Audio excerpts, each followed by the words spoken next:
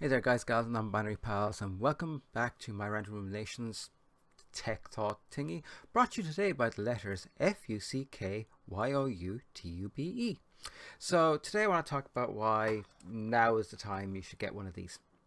This is my PlayStation Vita. I have it now just over 2 weeks. It was a birthday present. Thank you to the people who gave me the Amazon gift voucher. Part of it was used on this. The reason I'm saying that now is the time to get one of these is I picked this up for €60 on Amazon with charger. Now, admittedly, well, I'll get to that. So €60, no scratches, no damage, no nothing. Now it's a version 1, so it's PCH 1000, and nothing wrong with it. I really, really love it. Might be even able to show.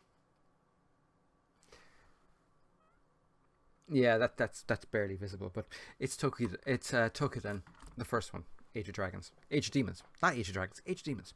So, why is now the time to get one of these? Well, first of all, why would you want to get one? Let's start really simple. The number of games available for it is staggering. You have a vast number of PlayStation 1 compatible games. Not all PS1 games, but a huge chunk of them, which is awesome. All PSP games are compatible with it, although you have to download them, the actual UMDs. This does not have a UMD drive. So there's all of those games. There's a huge PSP library, and a lot of them are extremely good. Though the less said about the Peter Jackson King Kong game on it, the better. Then we have the PS Vita games. Again, there is a huge back catalogue of games, and there's still, even though Sony have stopped first party support of it, there are still indie games coming out for it. It's a real indie darling as consoles go, so that's pretty awesome. So that's one reason you might want to get it. Now, the other reason is PlayStation 4. If you have a PlayStation 4, you can use this baby as a spare controller.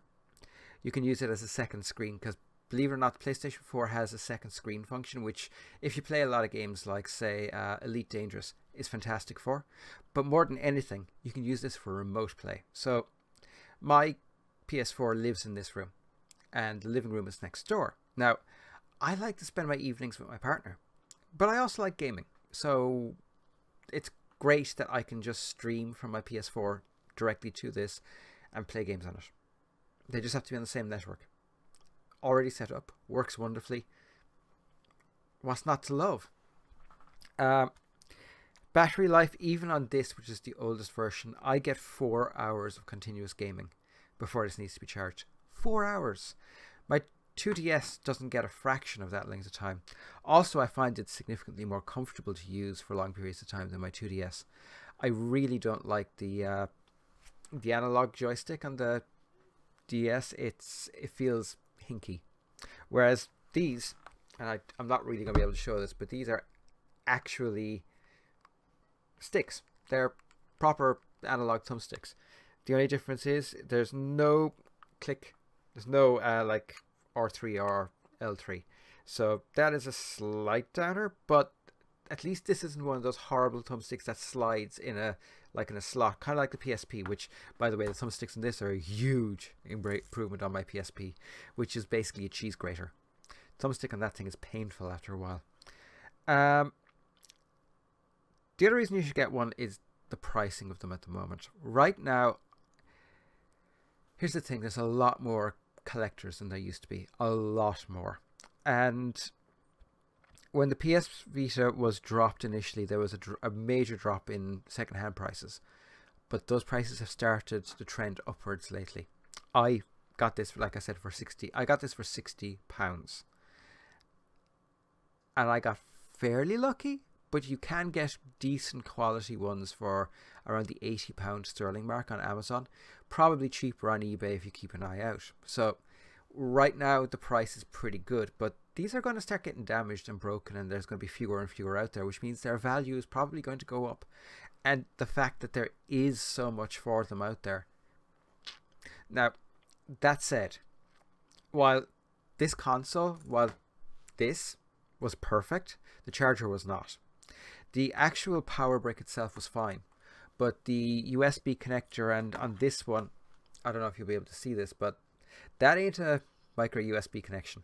Actually, it isn't even a USB connection. It's one of those Sony bullshit proprietary connections, and it meant that I had to go onto eBay and find someone who was selling replacements, or find a company that was selling replacements, and luckily there are a few.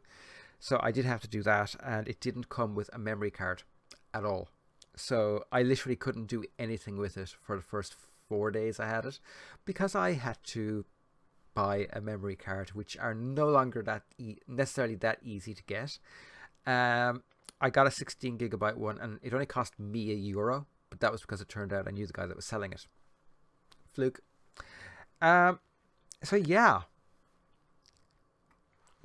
really, you should get one. These are freaking awesome. I mean, okay, there's one thing I hate about it, and that's, see those little ovals? Yeah, they're touchpads, and I continuously hit off them because I've kind of chunky hands, and I continuously bump off those the whole time.